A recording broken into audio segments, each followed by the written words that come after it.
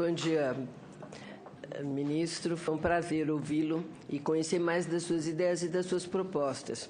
E dizer que eu compartilho e fiquei muito alegre com essa visão tão clara que o mais importante é a gestão. Mas não há nenhuma dúvida. Eu acredito que a exposição do meu colega Berger mostrou isso e creio que, se tivermos primeiro esse enfoque, daí nós já teremos os resultados, os caminhos e a possibilidade de pleitearmos mais recursos para a saúde. Está perfeita essa visão. A outra questão que eu queria comentar é sobre o Programa de Saúde da Família. Vossa Excelência colocou aqui e ali algumas pinceladas, mas acho que ninguém perguntou especificamente. Eu acredito que uma das pernas mais importantes do SUS é o Programa de Saúde da Família. Na nossa gestão, nós implantamos, não tinha em São Paulo, com 6.000 unidades, 6.000 equipes, né? E hoje nós vemos que diminuíram as equipes, ou continuam as mesmas 6.000 equipes. Isso é um desastre, porque o que está acontecendo é que as pessoas não estão tendo essa assistência básica e as doenças estão se tornando cada vez mais graves, que podiam ser contidas no primeiro momento. Queria saber do Ministério qual é essa política, quais os incentivos, qual é a prioridade para a Vossa Senhoria no Ministério. A outra questão é sobre o reajuste da tabela SUS, que eu também acredito que a situação é muito grave. Eu visitei alguns hospitais em São Paulo que estão com leitos vazios, mas um deles me chamou mais a atenção, que foi o Hospital Santa Marcelina, na Zona Leste, que é um hospital que atende a Zona Leste, que tem 4 milhões de habitantes, e é um dos hospitais que atende lá e um dos melhores, com muita eficiência no pouco que tem. Agora, eu fiquei chocada quando vi uma ala de oncologia que me pareceu de primeiro mundo, uma área realmente muito moderna, e num sábado a área não tinha um paciente. E eu perguntei por que não tinha um paciente, porque eles não tinham recurso. Inclusive, outras partes do hospital estão vazias, porque não tem o recurso. Eles fazem rifa, fazem coisas que não tem sentido fazer na saúde, mas que para potencializar. E isso eu penso que, como eu vi em São Paulo, não só nesse hospital, eu vi em outros hospitais também, em São Paulo, na Santa Casa também vi a mesma questão. Eu acho que talvez pudéssemos, se tivéssemos uma auditoria nos hospitais, mas uma auditoria para o bem, no sentido de quem tem leito vazio e não está utilizando porque não tem recurso, acho que ajudaria Vossa Excelência a ter uma potencialização enorme de equipamentos, principalmente esses equipamentos para oncologia, que são caríssimos e lá parados, né? Em relação sobre as UPAs, eu achei curioso isso, porque a UPA foi uma ação interessante, acho que foi bem. Agora, os dados apresentados pelo senhor mostram que nós temos um problema sério, né? Porque 357 UPAs em execução e nós temos 397 UPAs em funcionamento. É quase igual, quer dizer, constrói e está em funcionamento com o custeio do Ministério. O que me parece mais grave é que só temos 64 com custeio, sem custeio. Então, esses dados estão mostrando que, bom, tem 72 que estão concluídas sem funcionamento, 66 concluídas, equipadas sem funcionamento, o que está me mostrando que ou as UPAs estão sendo construídas em lugar errado, que depois a pessoa não pode pagar, e eu já tive... Ou está errado o projeto, no sentido que tem que, como a UPA é bom, façamos UPAs, mas demos o dinheiro para que o custeio, senão não vai adiantar, tá um recurso aí que não vai para canto algum. A outra, e eu gostaria muito que as UPAs estivessem bem, porque Eu fui prefeita, mas sou pré-candidata também, e andei visitando, e soube que São Paulo está devolvendo 53 milhões de recurso, porque as UPAs que não foram construídas. Quer dizer, além disso, ainda tem a incompetência de certos locais. Por favor, não devolva o dinheiro ainda, deixa lá. Agora, outra pergunta também. Tem mais uma questão que eu queria saber a sua opinião. Eu tenho um projeto de lei, que é o PLS 308, que fala que, de 2015, que para descentralizar o ressarcimento ao SUS, permitindo que estados e municípios sejam diretamente ressarcidos quando atendimentos se derem em estabelecimentos a eles vinculados. O relator é até o senador Humberto Costa, que está com isso desde 2015. E agora eu vi, ele não põe muita fé no ressarcimento, mas eu acho que pode, sim, ter alguma solução, porque melhor do que é hoje, porque a União não está fiscalizando direito. Então, o recurso de quem tem um atendimento privado no hospital público some, não vai nem para a União, não vai para canto algum, né? E, aliás, eu não sei, deve ficar no próprio hospital, mas deveria ir para o município. Tem que arrumar essa questão, vou pedir a sua opinião sobre isso e o seu olhar. Depois, sobre as vacinas. Né? Na última semana foi divulgado um grupo de cientistas do Brasil e dos Estados Unidos que testaram em camundongos com sucesso 2 vacinas experimentais contra o vírus da Zika. Os resultados da pesquisa foram publicados na revista científica Nature Communications. E os cientistas testaram 2 tipos de vacina. Ambas forneceram proteção total aos camundongos suscetíveis à Zika. De acordo com os autores do estudo, Zanotto, professor da Universidade de São Paulo, os resultados do estudo são muito animadores, embora sejam apenas prova de conceito. Quer dizer, que é possível produzir uma vacina contra o vírus da Zika. Da mesma forma, foi divulgado que os primeiros voluntários a receber dose de vacinas contra a dengue, do Butantan, foram vacinados e os ensaios clínicos serão conduzidos pela Faculdade de Medicina de Rio Preto. Né? Isso, eu gostaria de perguntar para o senhor qual é a posição, né, do Ministério, se o Ministério tem recursos financeiros para implementação de medidas, qual é a prioridade que o Ministério sob sua direção, dará para essa ação. No caso da vacina para a Zika, qual o apoio que o governo federal tem dado, já as pesquisas que estão acontecendo na USP, se eles estão fazendo por conta própria, se tem apoio do Ministério.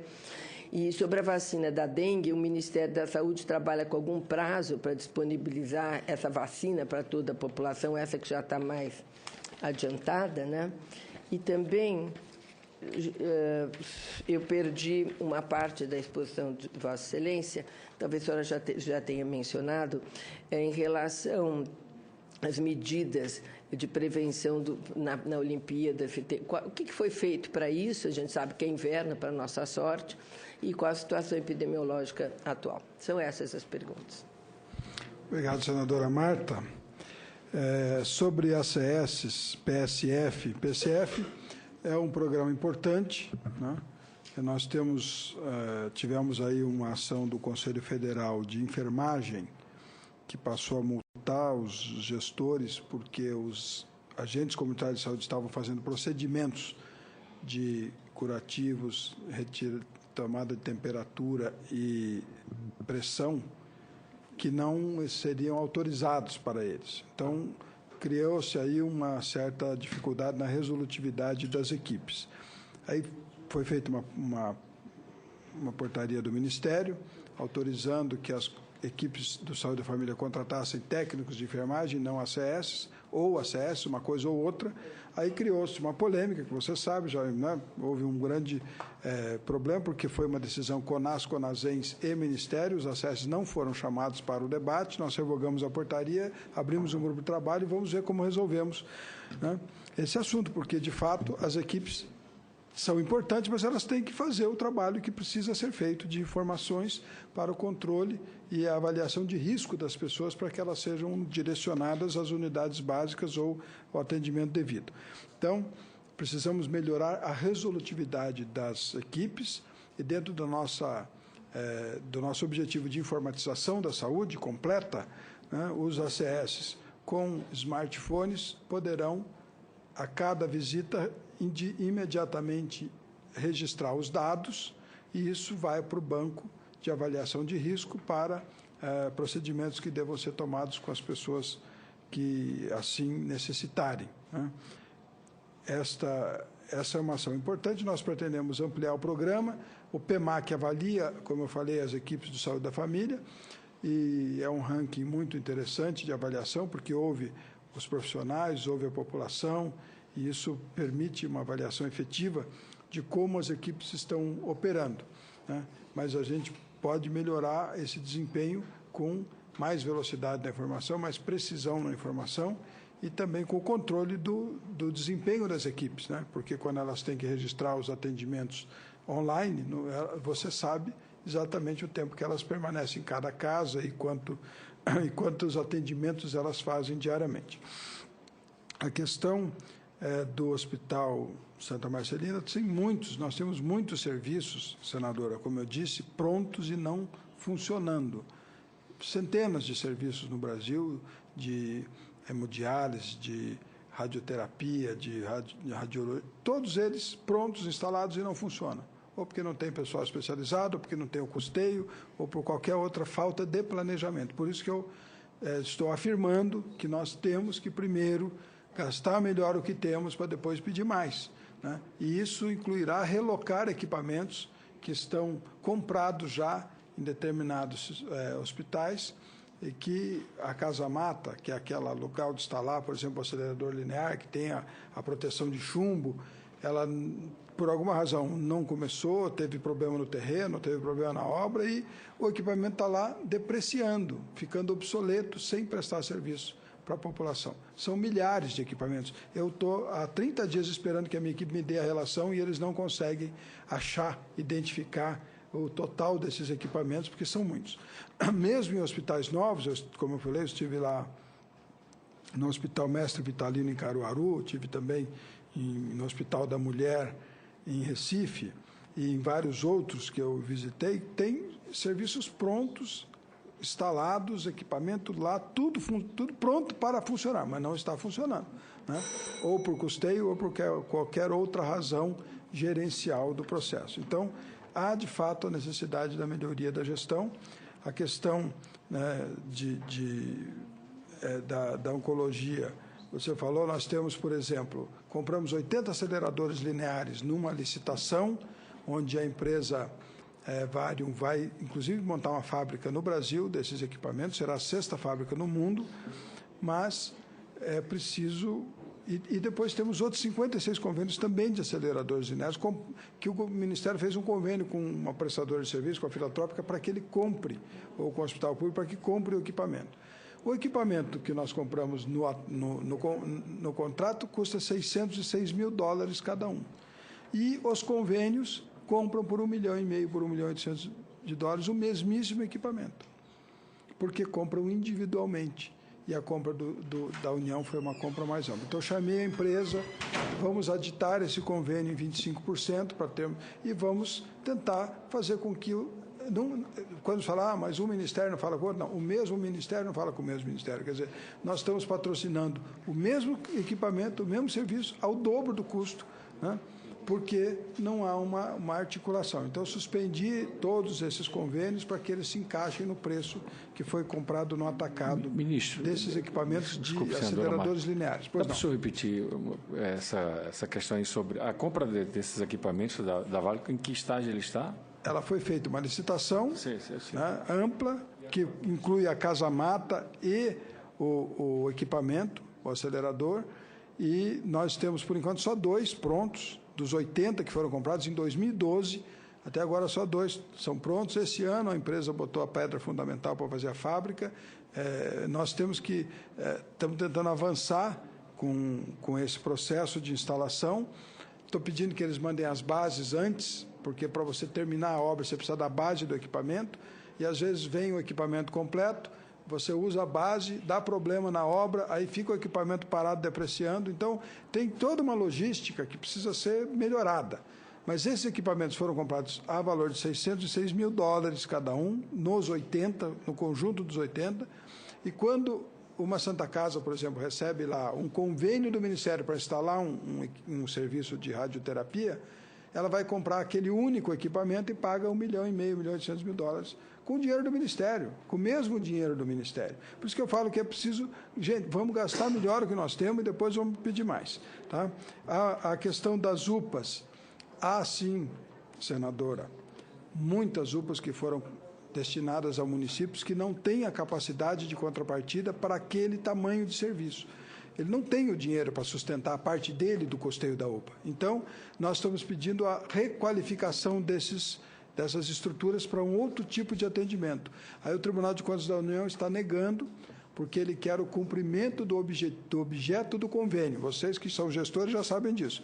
Você fez um convênio, tem que cumprir o objeto do convênio. Foi feito para a UPA, tem que ser UPA. E aí nós ficamos numa inviabilidade, porque não adianta, o município não vai suportar aquele custo e a gente precisa que aquele espaço possa ser autorizado a ser utilizado para um outro tipo de unidade básica de saúde, para um outro tipo de atendimento, e aí estamos tropeçando na burocracia. Mas muitas UPAs não funcionarão como UPAs, no modelo concebido, porque foram destinadas a municípios que não têm essa capacidade. Muitas UBSs, centenas que estão prontas, unidades básicas de saúde, não funcionarão, porque os municípios já estão no limite prudencial de 54% de gasto com o pessoal e não têm capacidade para contratar os funcionários, servidores, para tocar aquela UBS. Então, toda essa falta de planejamento inicial implica nesse visível mau gasto do dinheiro público, porque as pessoas olham, todos os dias passam na frente daqueles edifícios prontos sem prestar serviço à população, e é por isso que eu acho que primeiro vamos fazer o bom uso desses recursos e depois podemos pedir mais. Quanto ao seu PLS do ressarcimento, é importante, eu estou propondo, vou colocar no cartão SUS a biometria e o CPF, porque daí já vai sair automaticamente a conta desses ressarcimentos, serão feitos online, porque quando entrar o serviço, quem no CPF da pessoa vai estar identificado se ele tem ou não o plano, e isso vai ser feito uma câmara de compensação automática. Isso é algo isolado do Ministério da Saúde ou é uma ideia de governo, uma ideia de Estado? Qual? O que essa parceria da biometria com o CPF? Não, ou será mais um cartão? Eu estou cuidando do cartão SUS, que ainda não está pronto. Ainda não está pronto. Faltavam algumas coisas para que ele ficasse pronto. Eu já determinei imediatamente a aquisição, com mais uns 30, 40 milhões de reais de investimento. Nós vamos ter o cartão disponível para receber todas as informações, com barramento, para qualquer linguagem que o sistema do hospital ou da prefeitura tenha, nós podemos receber as informações. Isso é um desafio. O outro desafio é que todas as unidades de saúde estejam interligadas para poder produzir essa informação para o cartão SUS, tá certo? Que isso é uma coisa que está muito incipiente ainda. Poucas cidades têm todo o seu sistema interligado, todos os postos ligados na Secretaria de Saúde. Né? Interessa ao governo todo? Que o governo também fala em fazer um cadastramento único para o cidadão brasileiro. Sim, poderia partir da saúde? A saúde não poderia dar esse cadastro único ao governo? Isso não poderia ser poderia. Se é difícil se falar dentro do Ministério, por que não também se falar dentro do governo? Isso está em andamento. Existe um grupo de trabalho, existe um projeto de lei que trata do cartão único, do registro único, que está em andamento. Você viria para a saúde, você viria para o trabalho, você viria para tudo? Para todos. Então, depois eu também vou entrar na conversa, exatamente o que eu estou propondo agora para a Prefeitura de São Paulo. Porque, por exemplo, a gente está propondo o cartão SUS São Paulo, né?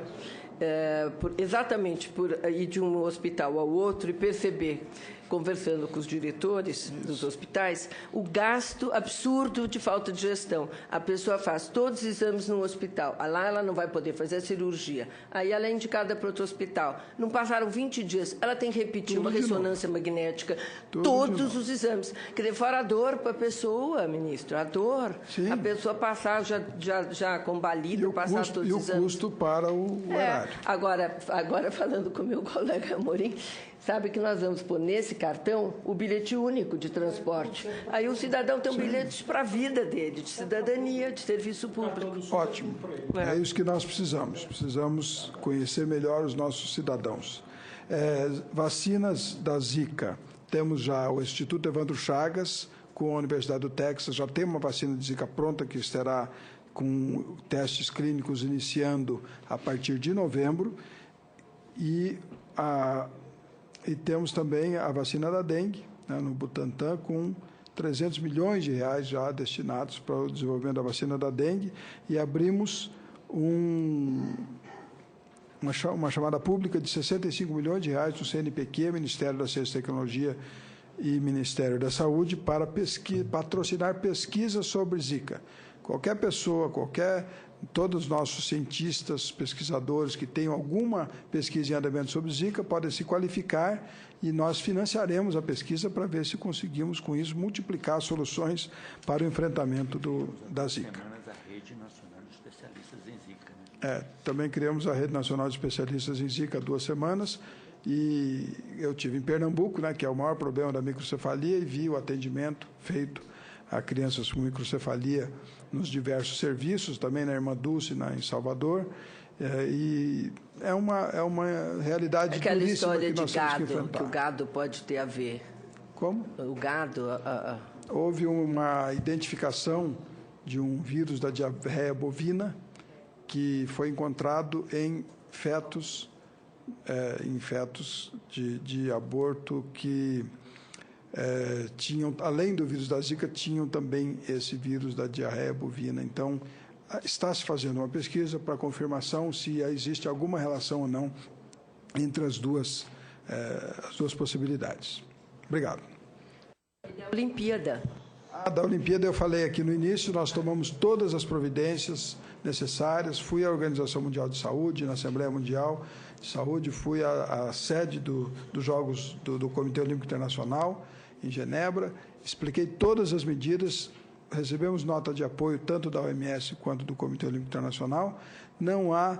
a Universidade de Cambridge fez um estudo de probabilidade estatística e informa que dos 500 mil turistas estrangeiros que virão às Olimpíadas, menos de 0,8 tem a probabilidade de pegar Zika. Então, há uma tranquilidade. Está bem resolvido. A diretora da OMS vem, Margaret Chan, também, como uma demonstração sua de que não há risco, e também faremos uma reunião com embaixadores de todos os países, 200 países que vêm aos Jogos Olímpicos, no dia 12, próximo no Itamaraty, onde faremos a explanação novamente e nos colocaremos à disposição para qualquer esclarecimento. Eu acredito que essas explicações são, aliás, bastante amplas de todas as medidas que foram tomadas em relação à Zika e principalmente a acalmar toda isso que a comunidade internacional, que é importantíssimo. Agora, só uma pergunta sobre essa informatização, que eu estou encantada, porque é isso mesmo que vai começar a dar economia de gestão. As cidades vão ter recurso para fazer isso, porque elas podem ter uma economia de gestão.